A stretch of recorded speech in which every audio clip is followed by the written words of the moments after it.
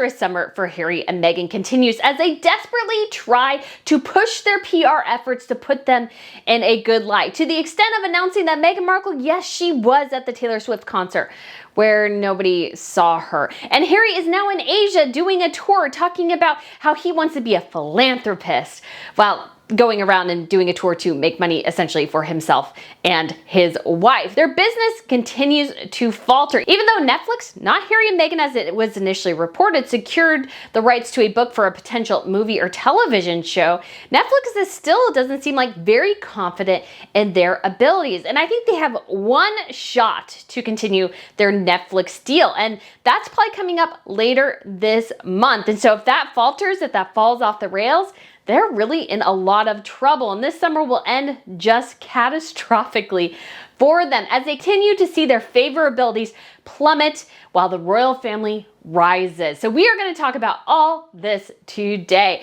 But if you guys haven't been to Royal News Network, my name is Brittany. I provide compelling royal commentary about the latest news. Sometimes we discuss a little bit of gossip. In addition, I review television shows and movies, and I share a bit about history when I can. So if you guys want to subscribe, that would be awesome. I also have a newsletter. I also have a fashion channel where I just uploaded a video on the Belgian royal tiaras. So if you guys want to check that out, I'm doing a series where I'm covering all the tiaras in a family, giving a brief history, and then I'll go back through later and we'll do deeper dives into various tiaras. So I was super excited about that. And I also have a membership, so if you want some more behind the scenes things, especially when I travel next month, I will be going to Germany, Austria, Sweden, the Netherlands, England, and France. So a very packed trip. So if you want a little bit more behind the scenes things there, obviously I'll be showing things on the main channel as well, but I'll be going there for the Swedish King's Golden Jubilee and to see the coronation exhibit. So lots of fun times to be had. And before we go into Harry and Meghan, and there's a lot of bits and pieces to the Harry and Meghan news, lots of bits and pieces. We also have news that Catherine and William are apparently going to publicly commemorate the anniversary of the Queen's death. We don't know quite how this will come about. We don't know. I guess they're still finalizing some details, but Catherine and William will make an appearance. We do know that Charles is commemorating the date privately up in Burke Hall in Scotland. So that is when, at least we know for now, the first time we'll see Catherine and William. We may.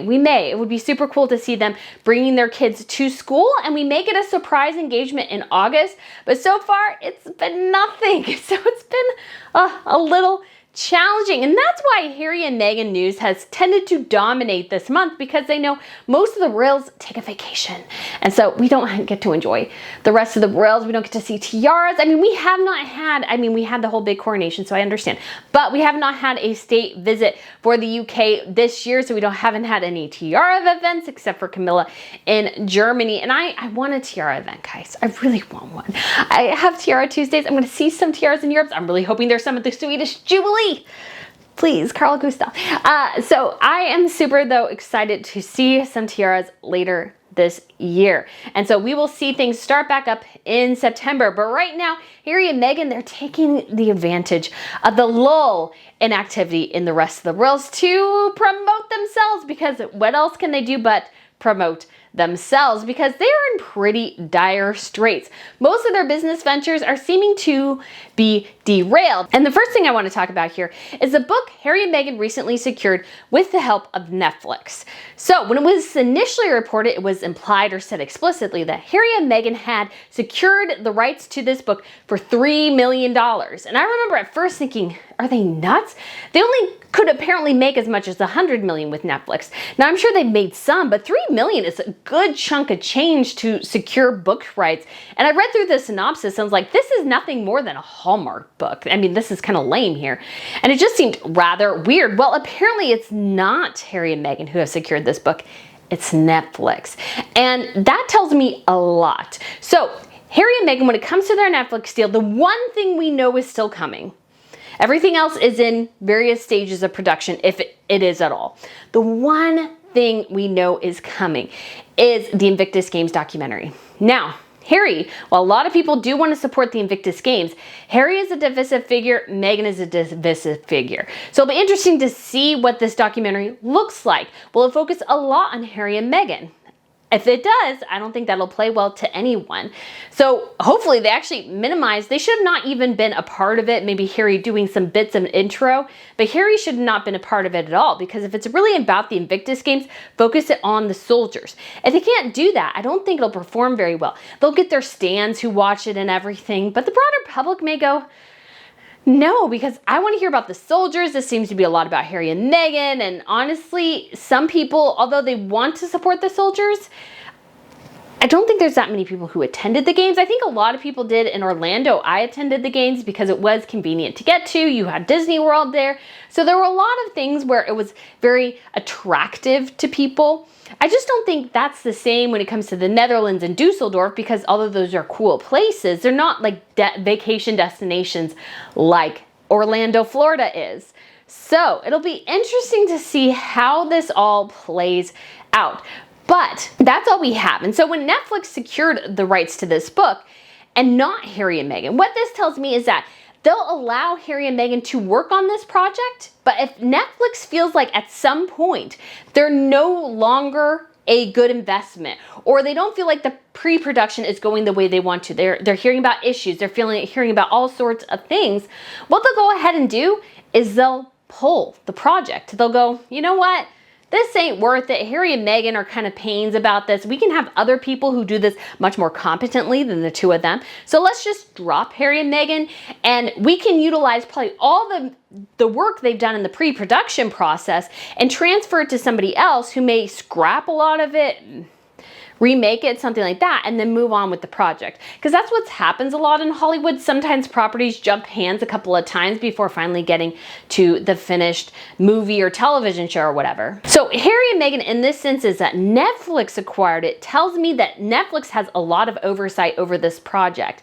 And they have a lot of oversight because People magazine has told us Meghan has no idea how to make a television show, a movie, or anything else. The woman has no clue what she's doing, and Harry is beyond clueless when it comes to this avenue. I think he actually has more creative potential than she does, maybe, but honestly, she wasn't a great actress, and she took no notes during the production process. I'm like, part of the reason I think I was able to do this somewhat competently is I've seen videos done, been in the background, so I sort of knew somewhat of what to do when it came to videos.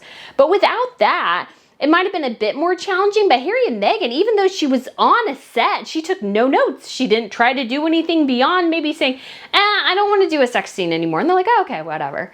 That's the extent of her input in the creative process.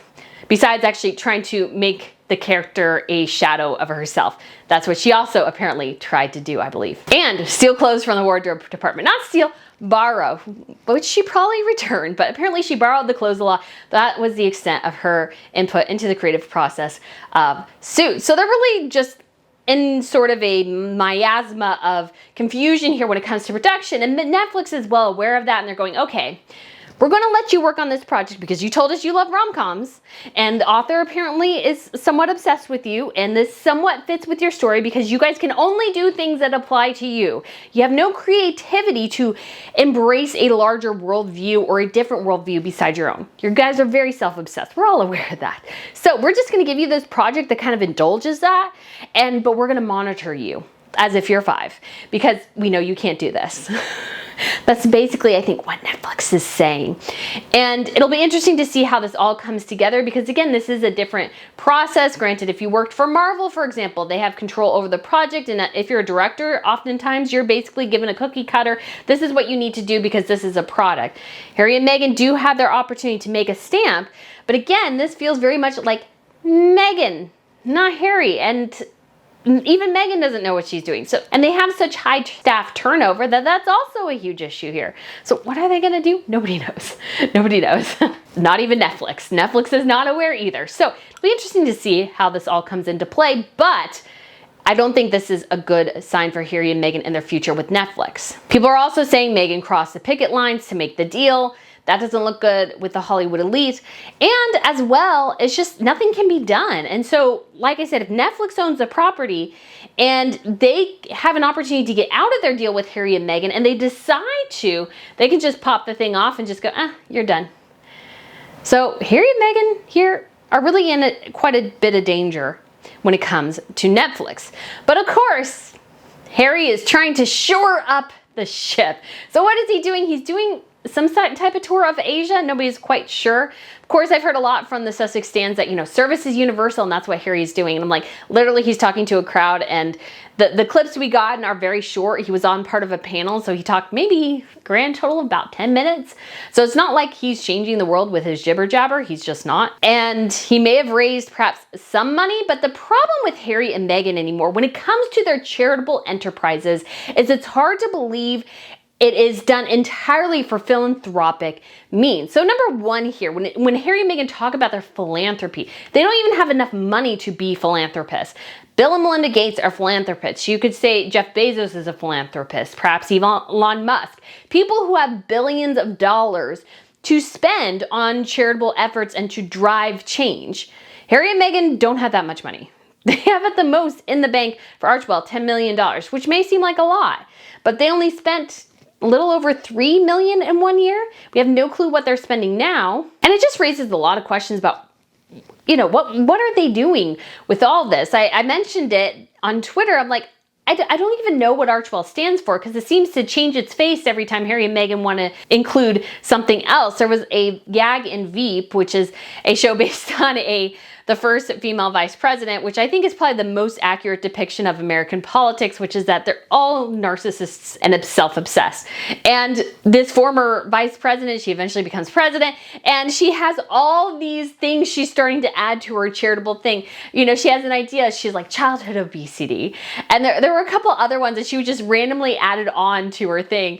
And they would just list all these random efforts that she was trying to address because the idea just popped into her head one day. That's Harry and Meghan. There's no overall vision except for, the media is talking about this. I want to drive things here. Oh, this looks like this will give me brownie points to whoever. That's how Archibald is really designed, is to cater to the whims of Harry and Meghan. There's no overarching vision, really. I mean, they say there is, but when you see it in action, it's just not really there. And part of the charitable effort, too, is to censor people who don't like Meghan Markle, because all their things about changing the media and everything, it's all self-indulgent about pushing against what they consider the negative narratives of Meghan. And they wrap it in this philanthropic, charitable thing. Oh, we're going to stop online bullying and stuff like that. And I was like, no, you want to stop what you consider negative stories about you. Because I'm on the internet too. Granted, do I have a large profile? No. I mean, it's pretty good, probably considered to most people. But it's nothing like Harry and Meghan. I get negative things. I even got negative things when I was small. Everybody has negative stuff when you put your stuff out there. If you want to live in a totalitarian regime where nobody can say anything bad about you, Prince Harry and Meghan Markle, I hear Pyongyang is wonderful this time of year. So if you want that, go to Pyongyang. If you don't, then you have to live in the real world, which means that since the dawn of time, I know, and I can't think of anything specific, but I'm absolutely positive they found graffiti in ancient sites making fun of whoever the ruler was, because that's human nature.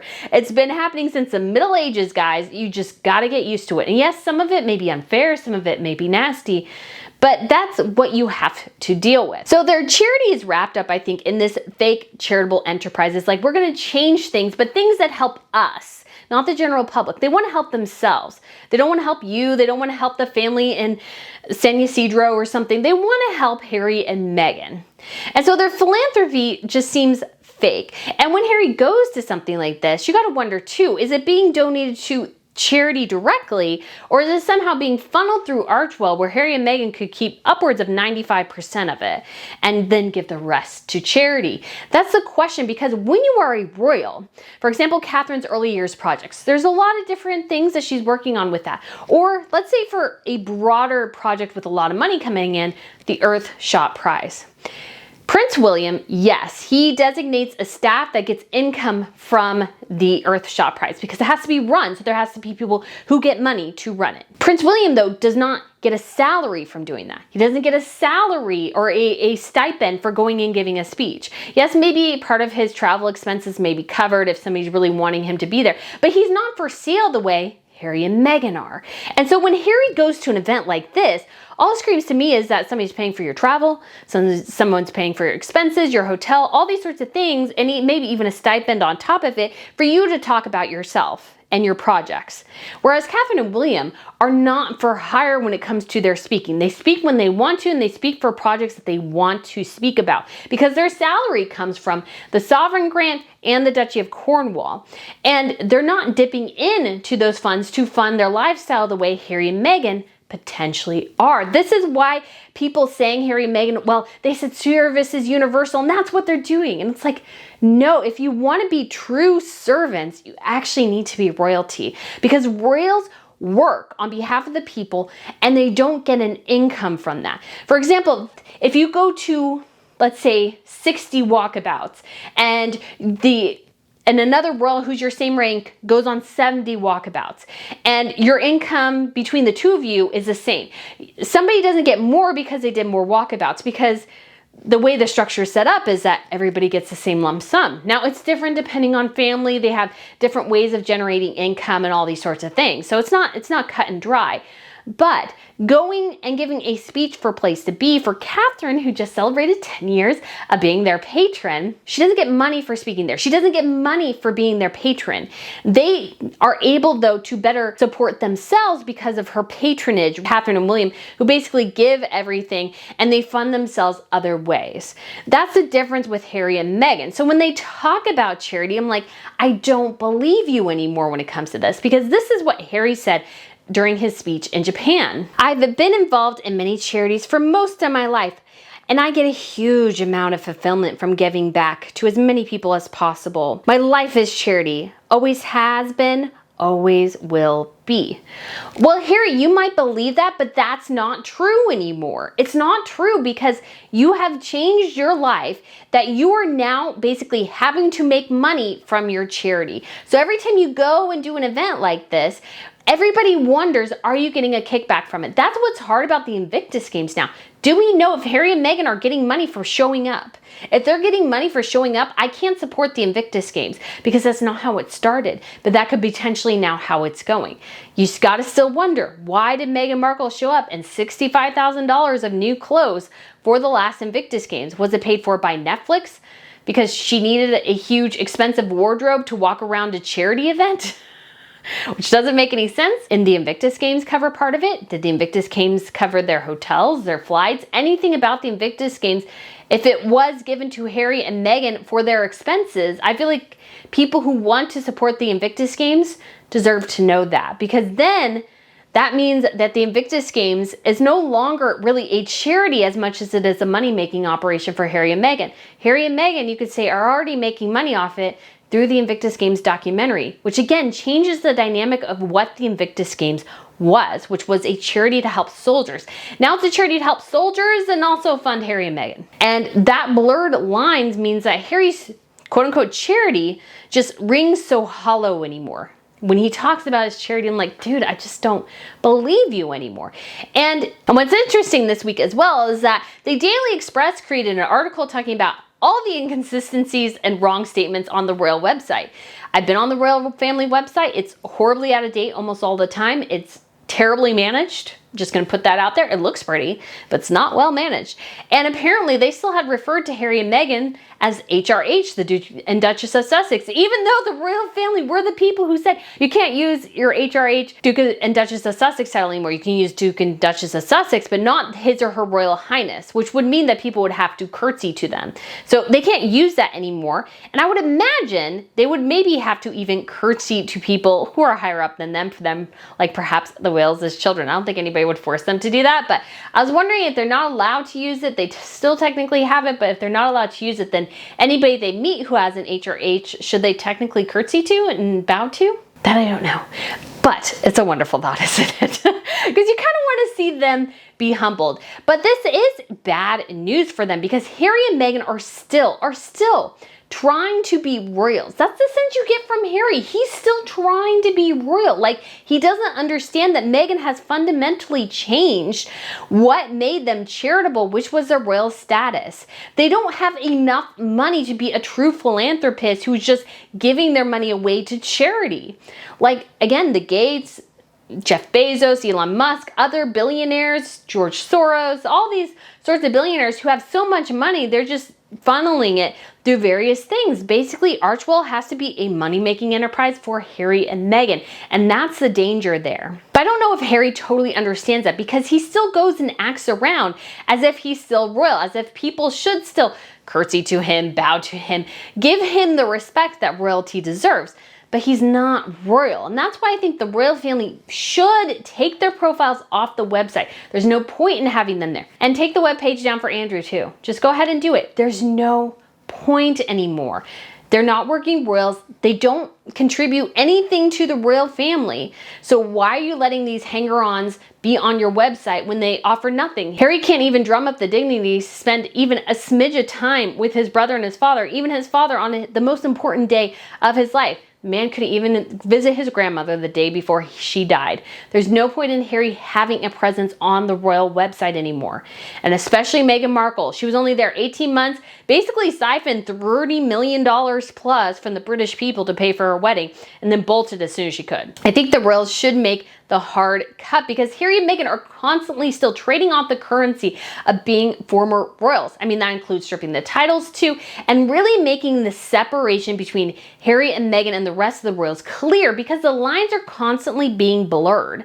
And because of that, people think Harry and Meghan are royalty and that they're acting like actual royals, when they're not. People don't understand generally how all the royals behave, which is totally the antithesis of Harry and Meghan. And yes, some royals do have a lot more opportunities to have personal business ventures and stuff like that, but they're, more minor members of the family. Monaco, some of the members of Monaco comes to mind, because I just saw a video of Beatrice Borromeo, who is the daughter-in-law of Princess Caroline of Monaco, which means that she is the granddaughter-in-law of Grace Kelly. And she did a recent video with Dior, because she is a Dior ambassador, and Dior has their Dior book bag, and she was part of the book club, and so she did a video, and it was kind of fun to listen to her. And somebody said too on Twitter that she has an interesting English accent, because it mixes both Italian and French. So she has some times where the more Italian of her background comes through, and some of the more of the French comes through, which I thought was kind of fun. So I thought I'd share that. And I obviously played as well a little bit of that video here. Books and literature. It's quite emotional to be in here. It's just a dream, the idea of going in there and choose one book. Oh, this is actually perhaps my favorite book. It's called A Thousand Splendid Suns. It's from an Afghan author called Khaled Hosseini. So Harry and Meghan, I'm glad the royal family is doing it, but they need to start doing more. I know they're preparing for the divorce. I know that's what they're doing. But at this point, I don't know if Harry can walk back and be a working royal. And ironically, it's William who is the most impressive to at least Americans. In fact, he is one of the most uniting figures in America right now. Is Prince William, of all people. I think it's 59% of Americans liked him, found him favorable, versus I think about 22 who found him unfavorable. And just to give you an idea, both the former and current president ranked at 41. They were tied at 41, which is actually very interesting for the upcoming presidential race, by the way. So what that tells me is that we would prefer William. Harry's here. Harry and Meghan have been advocating for 3 years now to be the Prince and Princess of America. And yet we still prefer the actual Prince and Princess of Wales. It's very funny. It's very, very funny. And so is this picture of Harry and Nacho trying to look all tough guy in Tokyo going shopping for our wives. And I'm like, well, I know that's completely BS, because I'm sure Meghan gives Harry a very specific guidelines of what he can and cannot purchase for her, because this is the woman who even changed her stinking engagement ring. She remade her engagement ring, and she's not even currently wearing it right now. So does that woman care about what her husband purchased for her? Probably not. It's a little silly. It's a little ridiculous.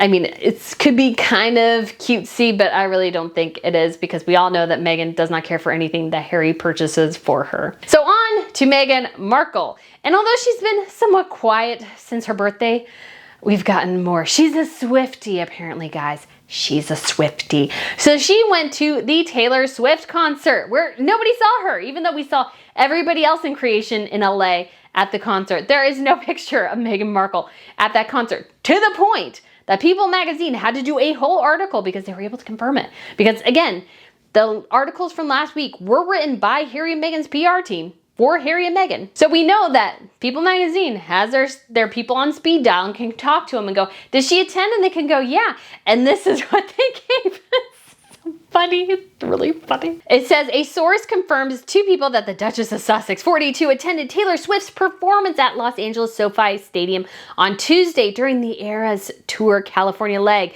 As Swift launched into her fearless era, telling the excited crowd, let's go back to high school, because, you know, Meghan, I don't think ever really left high school. Meghan jumped up out of her chair to sing along to You Belong to Me. What? Why would we need to know that? It's so dumb. And this is why Meghan's PR has always been so bad. It's so excessively done. We don't need to know that you attended. Do you want a private life or not? And although Harry and Meghan say, oh, but we never really wanted a private life. Well, you harped on your privacy forever. You harped on the privacy of your children. What is the overarching goal that you guys are trying to do here? Because your publicity and everything is just all over the place. It's all over the place. And so it's hard to believe you. It's hard to follow you because you're so two-faced about things. You say one thing and you do another almost constantly. And they blame us, the public, or the people who are not Harry and Meghan stans, for not like understanding. I'm like, but you guys need to have a consistent vision, and you have none. And telling us you went to a Taylor Swift concert does not make me your fan, because guess what? Everybody in creation has gone to the Taylor Swift concert, it seems like. And I will say right now, I'm not really a Taylor Swift fan. I've listened to a couple of her songs, but it's not like something I go to all that often. But I will say the concert itself, the woman knows how to put on a show. And she's closing in on becoming a billionaire. And what's so interesting is that people kept saying all the time, well, Harry and Meghan, they're going to create this billion-dollar corporation. And they've fallen completely flat. And the reason is Taylor Swift has talent. Harry and Meghan, unfortunately for them, do not. So guys, let me know what you think of this video. Let me know what you think of the continuing disaster that is Harry and Meghan's summer. I really want to hear your thoughts. Thank you so much for watching, and I look forward to seeing you again soon. Bye.